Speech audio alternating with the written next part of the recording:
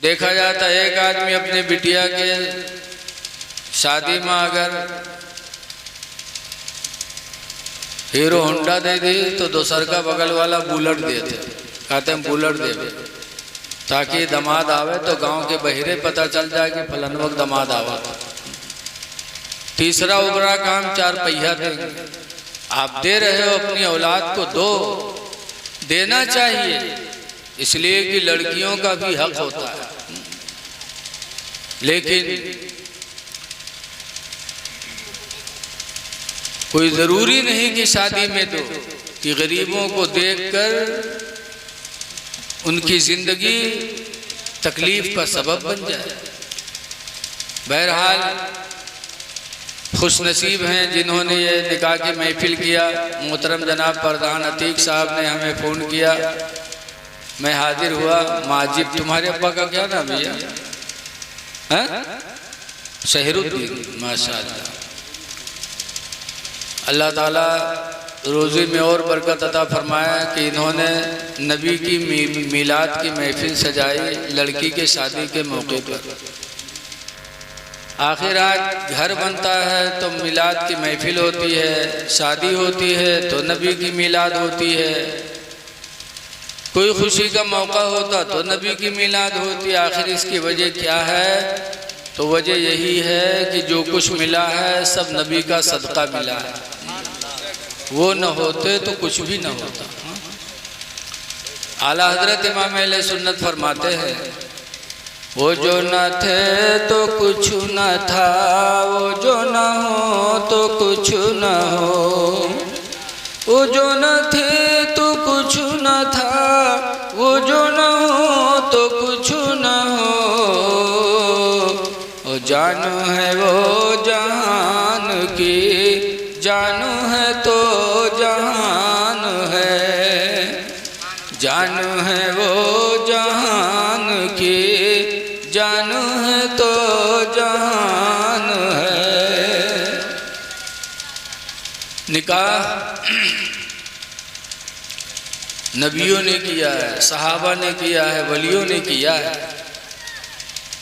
क्योंकि निकाह का फायदा क्या है? हुजूर फरमाते फ़इन्नहु यग़ुद्दु लिल-बसरी, निकाह आँखों को झुका देता है। जब निकाह हो जाता तो इंसान की निगाहें दूसरी की माँ बहन पर गलत नहीं उठती। और दूसरा फायदा वयहसनु लिल-फ़र्ज, और निकाह शर्मगाह को गुनाह से महफूज रखता है। जब निकाह हो जाता है तो आदमी ज़िना से बचता है। निकाह के बहुत फायदे हैं, हम और आप देख भी रहे हैं, जान भी रहे हैं।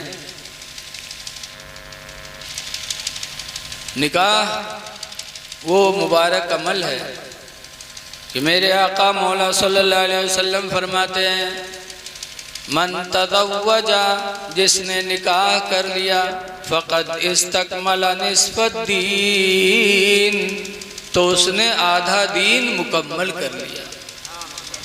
निकाह किया तो आधा दीन उसने हासिल कर लिया। फ़लियत्तक़िल्लाह फ़ी निस्फ़िद्दीन, तो हुज़ूर फरमाते हैं कि चाहिए उसे कि आधे दीन के बारे में अल्लाह से डरे। क्या मतलब? यानी वो हलाल रोज़ी खाए। निकाह से आधा दीन और आधा दीन रिज़्क़े हलाल में, हलाल रोज़ी कमा के जिसने अपने बीवी बच्चों को खिलाया, हुजूर फरमाते उसने अपना दीन मुकम्मल कर लिया। हलाल रोज़ी बहुत ज़रूरी चीज़ है। इसीलिए एक सहाबी बारगाह नबी में आए, कहने लगे अल्लाह के रसूल मुझे बड़ा सदमा रहता है। कहा क्यों? कहा मालदार नमाज पढ़ता तो मैं भी पढ़ लेता, मालदार कुरान पढ़ता तो मैं भी पढ़ लेता, वो रोज़ा रखता तो मैं भी रख लेता, जितना सवाब मालदारों को मिलता उतना हमें भी मिल जाता। लेकिन जब कोई मालदार अपने माल को अल्लाह के नाम पर सदका करता है तो उस वक्त मुझे अफसोस होता है कि अल्लाह ने मुझे गरीब बनाया, गरीबी की बुनियाद पर मैं सदका नहीं कर पाता। तो मालदार सदका करके सदक़े का सवाब पा जाता, और मैं गरीबी की वजह से सदक़े का सवाब नहीं पाता। तो हुजूर फरमाते हैं गम न करो, तुम्हारी बीवी बच्चे हैं ना, जो तुम हलाल रोज़ी कमा के अपनी बीवी बच्चों को खिलाते हो, वो तुम्हारे लिए सदका ही लिखा जाता है। जब इंसान हलाल रोज़ी कमा के अपनी बीवी बच्चों को खिलाता है तो अल्लाह ताला उसको सदका करने का सवाब अता फरमाता है। जरा इको तो नहीं खोले भैया, इको खुला तो बंद कर दे। तो निकाह बहुत मुबारक अमल है। मियाँ बीवी का रिश्ता बड़ा नाजुक होता है। हुजूर ने फरमाया, कुरान की आयत है, अल्लाह का फरमान है, हुन्ना लिबासुल लकुम, बीवियाँ तुम्हारी लिबास है। लिबास का काम क्या है? हम और आप कपड़ा पहने, बदन में दाना है तब भी लिबास से छुपा हुआ है, कोई दाग है तब भी छुपा हुआ है, हमारी इज्जत भी छुपी हुई है। लिबास से इज्जत छुपती है। बीवी मर्द का लिबास, इसका मतलब कि बीवी मर्द के ऐब पर पर्दा डाले। ससुराल आए, दिक्कतें होती हैं ज़िंदगी में, लेकिन जब वापस मैका जाए तो अपने ससुराल की बुराई लड़की न करे। लेकिन आजकल लड़कियां नासमझ आएंगी ससुराल में, फिर वापस मैका जाइए तो दुनिया भर की तारा हुआ लगई हैं। हमारा आदमी वा हम कयू कहेस, हमार सास यू कहेस। अब बेचारा जब वहाँ आने का हुआ तो कुरान में कई जगह दिया गया। एक जगह अल्लाह फरमाता है, फनकिहू मा ताबा लकुम मिनन निसा, उस औरत से निकाह करो जो औरत तुम्हें पसंद आए, जो तुमको अच्छी लगे उससे तुम निकाह करो। एक जगह अल्लाह फरमाता, वनकिहुल अयामा मिनकुम, उससे निकाह करो जिसकी शादी न हुई हो, वस्सालिहीन मिन इबादिकुम, और ऐ औरतों उस नेक मर्द से शादी करो चाहे वो तुम में किसी का गुलाम ही क्यों ना हो। व इमाइकुम, और ऐ मर्दो तुम उस लड़की से निकाह करो जो लड़की नेक हो, चाहे तुम में किसी के यहाँ नौकरानी ही क्यों ना हो। इन यकूनु फुकरा, अगरचे वो फ़कीर हों गरीब हों, फ़कीरी गरीबी न देखो, नेक देख के रिश्ता कर लो। अल्लाह वादा करता है, युग़नीहुमुल्लाहु मिन फ़ज़लिही, अल्लाह उन्हें अपने फजल से माला माल बना देगा। निकाह के बारे में कई जगह आया है। निकाह इबादत है, लेकिन आज उसको हम लोगों ने इतना भारी बना दिया,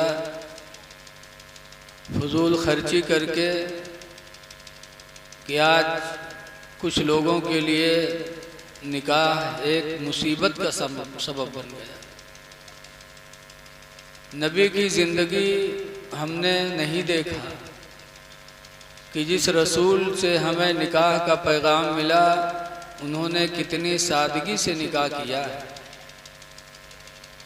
रसूलुल्लाह सल्लल्लाहु अलैहि वसल्लम का निकाह हज़रत सफ़िया से हुआ। सफ़िया कहाँ थी? मुल्के हबश में थी। रसूलुल्लाह सल्लल्लाहु अलैहि वसल्लम मदीने में थे। हबशा के बादशाह नज्जाशी ने हुजूर का निकाह गायबाना किया, और जब निकाह होने के बाद हज़रत सफ़िया को हबशा से मदीना रुखसत किया गया और मदीना आई, तो हुजूर सल्लल्लाहु अलैहि वसल्लम ने क्या किया? लिखा है रवायतों में कि रोटी का मलीदा बनवाया और वही मलीदा मदीने में बंटवा दिया और फरमाया, ऐ लोगों यही मेरा वलीमा। आज हम और आप कितना खर्च करते हैं? दुनिया भर खर्च करेंगे। बारात आएगी तो लगता है कि प्रधानमंत्री के पोता के बारात आवा, 30 गाड़ी। उसके बाद जब निकाह मौलाना साहब पढ़े हैं, उसके बाद कहिए निकाह नामा का निकाह करता हुआ पढ़े। अगर कहूँ बताए दिन 5000 तो 10 आदमी जइए सल्लाह करिए। गाड़ी बंधाने में आपने सल्लाह नहीं किया था किसी से, और निकाह पढ़ाई देने में आप सल्लाह कर रहे हो। वो इमाम जो तुम्हारे बहू बेटे को कलमा पढ़ा के जन्नती बनाए, हदीस पाक में है, मन काला ला इलाहा इल्लल्लाह, जिसने ला इलाहा इल्लल्लाह की बोली बोला, फदखलल जन्नह, तो वो जन्नत में दाखिल हो गया, वो जन्नती हो गया। बहू को कलमा पढ़ाए, बेटे को कलमा पढ़ाए, इमाम जन्नती बनाए, और उसको नजराना देने के लिए सल्ला, और 30 गाड़ी बंधावे में है, कोई सल्ला नहीं रहा। आज हमने निकाह को फजूल खर्ची का जरिया बना लिया। हुजूर ने कितनी सादगी से निकाह की। सादगी ही रसूलुल्लाह सल्लल्लाहु अलैहि वसल्लम के कामयाबी का सबब बनी। हुजूर सल्लल्लाहु अलैहि वसल्लम लेटते थे तो किस गद्दे पे लेटते थे? लिखा है टाट का एक परत होता था, टाट के एक परत पे सरकार लेटा करते थे। एक दिन हजरत उम्मे हबीबा रज़ियल्लाहु अन्हा सरकार की बीवी हैं, इन्होंने बिस्तर बिछाया तो डबल परत कर दिया। हुजूर जब तशरीफ लाए देखा तो फरमाया, उम्मे हबीबा आज तुमने डबल परत टाट की कर दिया। कहा इसलिए किया कि ताकि आपके बदन को सुकून मिल जाए।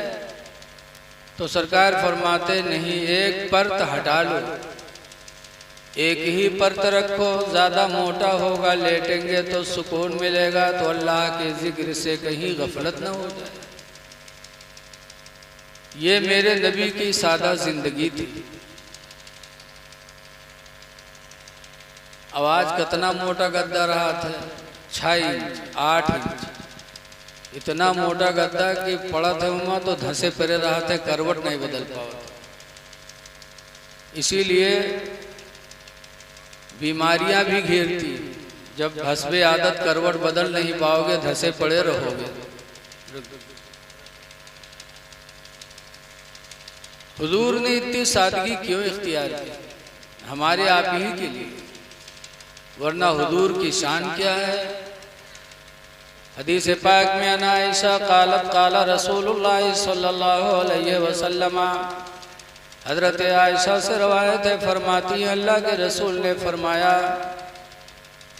ऐ आयशा इन्नी लौ शि'तु, बेशक अगर मैं चाह लूँ, लसारत मइया जबालुज़्ज़हबी, तो अलबत्ता मेरे पीछे पीछे सोने के पहाड़ चला करें। अगर मैं चाहूँ तो सोने के पहाड़ मेरे पीछे चले। लेकिन फरमाते अल फ़क़्रु फ़ख़्री, गरीबी में मुझे फ़ख्र। सरकार ने सादगी पसंद किया। सोने के पहाड़ चला करे। सरकार को अल्लाह ताला ने मालिके कुल बना के भेजा था। इसीलिए आला हज़रत इमाम अहले सुन्नत फरमाते हैं कि खालिक़े कुल ने आपको मालिके कुल बना दिया। खालिक़े कुल ने आपको मालिके कुल बना दिया, और दोनों जहां हैं आपके कब्ज़ा इख्तियार में। सब कुछ मेरे नबी के कब्जे में, फिर भी सादा जिंदगी। और रसूलुल्लाह सल्लल्लाहु अलैहि वसल्लम की सादा जिंदगी देखकर सहाबा ने भी उसी को अपनाया। हजरत उमर फारूक आजम रज़ी अल्लाह ताला ऐसे अमीरुल मोमिनीन गुजरे हैं, मुसलमानों के अमीर, कि कैसरो किसरा के बादशाह हजरत उमर का नाम सुनते थे तो कांप जाते थे, नाम सुनकर थर्राते थे। एक दफा कैसरो किसरा के बादशाह ने एक कासिद मदीना भेजा कि मदीना जाओ और पता लगा के आओ कि उमर का शाही महल कैसा है, उनका ताज कैसा है, उनका तख्त कैसा है, कि रहते मदीने में हैं और उनका नाम सुनकर हमारा बदन थरथरा जाता है, जाओ पता लगा के आओ। जब वो कैसरो किसरा का कासिद मदीना आया और मदीने में आने के बाद लोगों से पूछा कि अमीरुल मोमिनीन का शाही महल कहाँ है, लोगों ने हजरत उमर का झोपड़ा दिखाया, खजूर के पत्तों का झोपड़ा बना था। कहा यही हमारे अमीरुल मोमिनीन का घर है। कहा शाही महल का है? शाही महल कुछ नहीं है, इसी में हम सबके अमीरुल मोमिनीन रहा करते हैं। कहा फैसला कहाँ करते हैं? कहा मस्जिद नबवी में, और मस्जिद नबवी भी झोपड़े ही की शक्ल में थी। तो हैरान रह गया कि झोपड़े में रहने वाले इंसान की ये दहशत कि कैसरो किसरा के बादशाह नाम सुनकर थर्राते। उसने कहा मैं उनसे मिलना चाहता हूँ। मदीने में तलाश किया, हजरत उमर को नहीं पाया। किसी ने बताया कि अभी अभी मैंने मदीने के बाहर खजूर की बाग में मैंने उनको सोते हुए देखा। तो कैसरो किसरा का कासिद मदीने के बाहर खजूर की बाग में गया तो क्या देखता है कि हजरत उमर जमीन के ऊपर लेटे हैं, हाथ की तकिया लगाए सो रहे हैं, ना कोई निगरानी करने वाला, ना कोई बॉडीगार्ड है। तने तनहा मदीने के बाहर खजूर की बाग में जमीन पे पड़े, हाथ की तकिया लगाए सो रहे हैं। उस कासिद ने देखा तो काफी देर तक खड़ा सोचता रहा, या अल्लाह इनकी सादगी का या आलम कि मदीने के बाहर बाग के अंदर जमीन पे पड़े हैं, हाथ की तकिया लगाए लेटे हैं, कोई निगरानी करने वाला नहीं, कोई बॉडीगार्ड नहीं, और इनकी खौफ और दहशत का यह आलम है कि हमारे कैसरो किसरा के बादशाह नाम सुन के थर्राते। खड़ा सोचता रहा और उसके बाद कहता है खुदा की कसम ये हैबत अमीरुल मोमिनीन की, ये इनकी सादगी की वजह है कि इनकी सादगी ऐसी। हजरत उमर की सादगी देखा तो कासिद ने कलमा पढ़ा, ला इलाहा इल्लल्लाह मुहम्मदुर रसूलुल्लाह सल्लल्लाहु अलैहि वसल्लम। कलमा पढ़ करके मुशर्रफ इस्लाम हो गए। सहाबा ने सादगी इख्तियार किया, रसूलुल्लाह ने सादगी इख्तियार किया, लेकिन आज हम निकाह को बोझ बना दिए। आला हजरत मुरीद हैं मारहरा शरीफ से, वहाँ के गद्दी नशीन हुजूर सैयद नजीब हैदर हसन मियाँ हमेशा यही कहते हैं, ऐ लोगों आधी रोटी खाओ, बच्चों को पढ़ाओ, मकान बहुत अच्छा न बनाओ, शादियां में फजूल खर्ची न करो, और वही पैसे बचाकर अपने बच्चों की तालीम पर खर्च करो, बच्चों को आगे बढ़ाओ। तो हमको आप